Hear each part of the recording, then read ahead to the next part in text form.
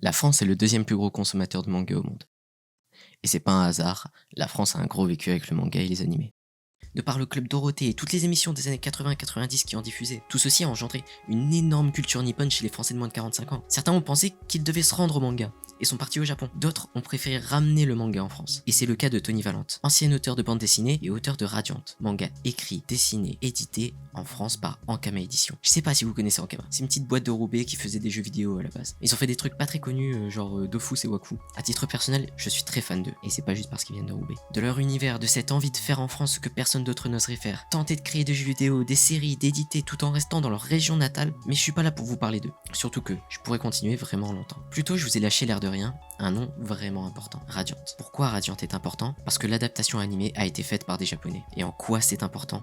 C'est le premier. Il y a eu des collaborations auparavant comme Les Mystérieuses Cités d'Or, Oban Star Racer, Valérian et Laureline, et bien d'autres. Entre l'expertise d'animation des studios japonais et la production française, ces animés sont souvent plutôt bien réputés. Ces séries ont été commandées par les ayants droit français, dans le but d'une distribution pour le public français. À ce moment-là, les studios japonais n'étaient presque que des sous-traitants. Mais pour Radiant, c'est pas le cas. C'est bien un studio japonais qui a demandé le droit de l'adapter en animé. Du coup, à destination du public japonais et non pas français. C'est assez important parce que je vais pas vous faire un exposé d'une heure sur le Japon, mais il faut retenir que c'est une île qui a été coupée du monde pendant vraiment longtemps, et qu'ils ont une idéologie de faire du contenu avant tout pour eux. Leur série, animé, manga, c'est avant tout à destination du public japonais. L'exportation pour le reste du monde, c'est pas qu'ils s'en foutent, mais c'est qu'ils s'en foutent un peu moins qu'avant. Mais cette idéologie, ça a une conséquence. Pourquoi aller chercher les matériaux de base ailleurs qu'au Japon pour plaire aux Japonais? Ils ont tellement de contenu qu'ils peuvent adapter en animé rien qu'en regardant chez eux, qu'il n'y a pas vraiment d'intérêt à les regarder chez les autres. Et c'est ça qui rend Radiant intéressant. Il n'a pas été choisi parce qu'il est français, mais parce que le manga semblait pertinent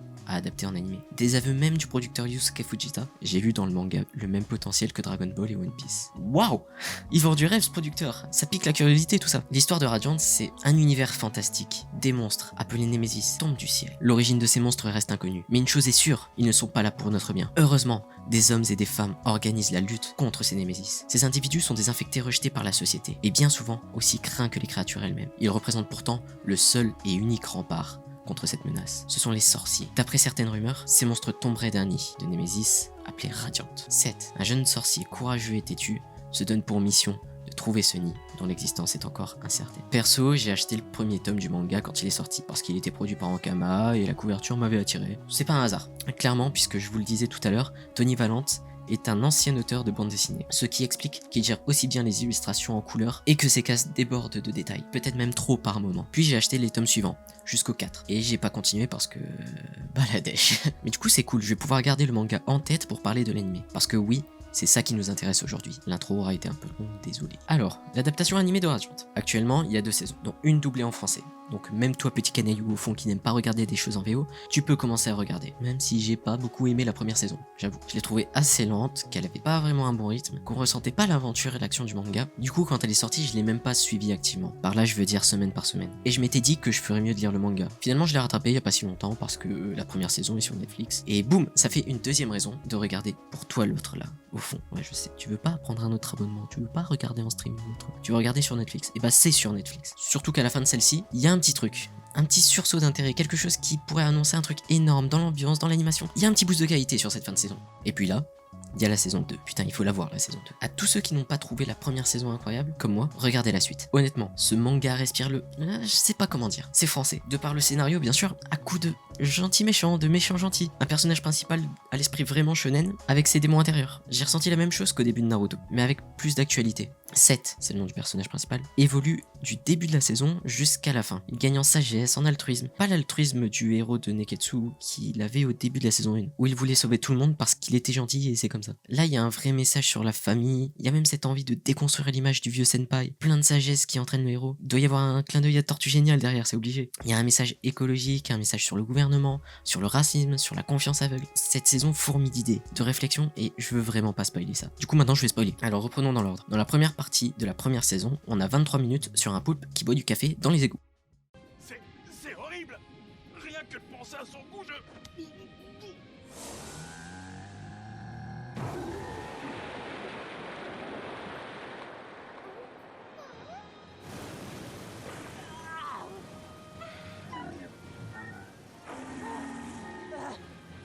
Est-ce que ça va? Tu n'as rien? 23 minutes de ça. Je vous l'ai dit que je trouvais cette partie pas ouf.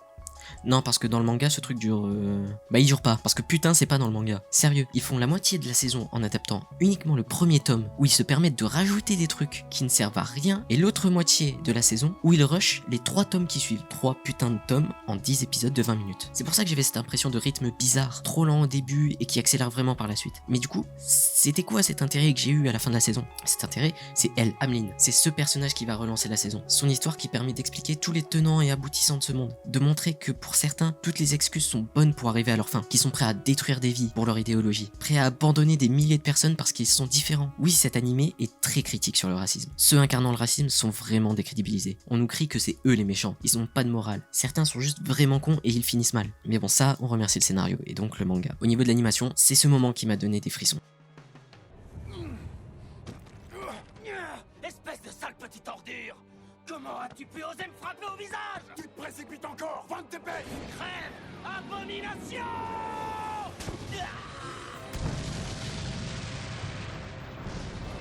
Je t'avais prévenu, pauvre fou.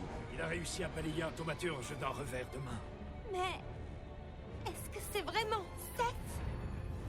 Ce gars qu'on nous a introduit comme étant un des plus forts de l'Inquisition se fait éclater par une pichenette. On nous montre le personnage principal, le héros de l'histoire, devenir aussi animal que les monstres qu'il combat. Cette séquence, elle est hyper cool au niveau des sensations procurées. Mais retournement de situation. Grâce à Ameline, Seth va commencer à remettre en question tout ce qu'il pensait comme acquis sur les Némésis. On se rend compte que les méchants racistes, ils sont pas si différents de nos héros. À vouloir détruire ces créatures sans chercher à les connaître, à les comprendre. Mais pour le moment, il y a que Seth qui va s'en rendre compte. Et en réalité, c'est peut-être là que la saison 2 commence vraiment.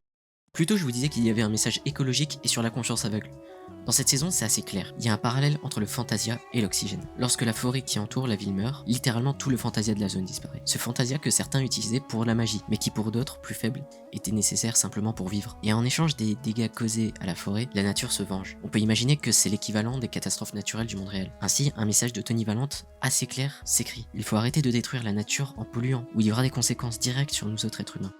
Pour ce qui est de la confiance aveugle, je vais devoir aborder en même temps le sujet de la famille, très présent dans Radiant. Dans la saison 1, on sait que Seth est orphelin, et ce qui se rapproche le plus d'une famille pour lui, c'est Alma, la mage qu'il a adoptée étant petit. Mais plus tard, dans la saison, un gars qui ressemble énormément à Seth se présente, comme étant Piodon, son grand frère. De par la ressemblance, nous, comme Seth, on est tenté d'y croire. Mais il implante une espèce de monstre à l'intérieur de Seth, qui essaiera de le posséder. À partir de là, la question est pourquoi ce frère essayerait de mettre quelque chose d'aussi maléfique à l'intérieur de lui. Une des hypothèses étant qu'il n'est pas vraiment son frère, et qu'il dit ça uniquement pour abuser de sa confiance. D'autant plus qu'on apprend que Seth n'est pas le seul. Il y aurait d'autres frères cornus plus âgés, et qui eux aussi auraient été trahis par ce fameux Piodon, alors qu'il lui avait accordé toute leur confiance. On peut se dire que l'auteur essaye de nous dire « méfiez-vous de ce qui vous semble trop beau ». Et ça serait tout à fait probable. D'autant plus que ça ferait écho avec le personnage de Dragonov, qui lui sera trahi par sa hiérarchie et la vision de la justice qu'il avait. Il y a encore d'autres exemples avec eux, mais vous avez compris. D'un autre côté, Seth a donné sa confiance à des gens qui ne connaissaient ni d'Ève ni d'Adam. Et c'est ce qui l'a sauvé. Donc, je suppose que la morale, ce n'est pas « ne faites pas confiance aux inconnus », mais simplement de rester méfiant et de se garder le droit de douter de tout. Bon, maintenant je suppose qu'il faut que j'explique pourquoi le titre de la vidéo. Pour commencer, je vais préciser que je parle bien de Naruto et non de Naruto Shippuden, parce qu'ils n'ont pas vraiment les mêmes thématiques. Du coup, qu'est-ce qui selon moi rapproche Radiant de Naruto? Et je le répète, c'est selon moi. Je ne dis pas non plus qu'il y en a un meilleur que l'autre, ou quoi que ce soit. Ce sont tous les deux de très bons mangas et animés. En tout cas tant qu'on parle de Naruto et pas de Naruto Shippuden, parce que c'est de la merde à cause de la Grande Guerre Ninja. Premièrement, les héros principaux sont orphelins et ils vont vouloir accomplir de grandes choses pour le bien de tous, alors qu'ils ont été rejetés par les autres. Bon, j'avoue, je me suis pas foulé pour celui-là. Comme ça, de tête, je peux en citer une dizaine dans le même cas, j'admets. Deuxièmement, ils ont un gros méchant pas beau dans le corps. Même si pour Naruto, c'est juste un immense fennec qu'il a dans le corps. Et que les fennecs, c'est juste l'animal le plus beau, le plus mignon, le plus génial de tous. Cherchez même pas à discuter, j'ai raison, vous avez tort. Et oui, encore une fois, ils ne sont pas les seuls à avoir ce petit détail de scénario, du coup, je continue. Troisièmement, cette idée de ne pas accorder sa confiance à n'importe qui. Je ne sais pas si vous vous en souvenez, parce que, mine de rien, Naruto, ça commence à être un peu vieux, mais au tout début, Naruto fait confiance à la mauvaise personne, Mizuki, qui voulait juste se servir de lui. D'un autre côté, il a appris à faire confiance à d'autres personnages qui sont devenus sa famille. Tiens, en parlant de famille. Quatrièmement, la notion de famille. Seth comme Naruto grandissent sans famille, et ils vont finir par la construire au fur et à mesure de leur rencontre. Enfin, j'ai cette impression que Radiant vient de l'époque de Naruto, One Piece et... ouais, cette époque où on essayait de mettre de beaux messages dans les mangas. Je dis pas que c'est plus le cas aujourd'hui, clairement pas même, mais que dans des mangas et animés tout public, c'est quand même bien plus rare. Souvent on s'embarrasse pas de rajouter des messages dans l'histoire. Construire un scénario qui tient la route, c'est déjà bien assez compliqué comme ça. Oui, j'en vis certains, bien sûr je rigole, en vrai non. Mais voyez de bons animés, comme Radiant, ou d'autres trucs peut-être un peu moins grand public. Je finirai sûrement par en parler un jour ou l'autre de toute façon. Putain, j'en aurais chié pour écrire cette vidéo et elle est plus longue que les autres. À ceux qui y sont restés jusqu'à la fin, mettez un petit pouce bleu, partagez et allez voir les autres vidéos de la chaîne. Il est aussi possible que si vous en fassiez la demande, on puisse pousser certains sujets en live un jour. Si ça vous intéresse, mettez-le en commentaire. Moi je vous dis à la prochaine, salut.